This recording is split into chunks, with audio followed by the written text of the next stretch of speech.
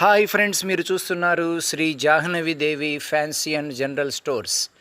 మనం గతంలో చెప్పుకున్నాం ఫ్రెండ్స్, ఇక్కడ అనేక రకాలైన గాజులు లభిస్తాయి. అంతేకాదు ఇక్కడ చాలా చాలా చాలా రకాల వందల రకాల ఫ్యాన్సీ ఐటమ్స్ ఉంటాయి. అన్నీ కూడా తక్కువ ధరలకే, సరసమైన ధరలకే మనకి లభిస్తాయి.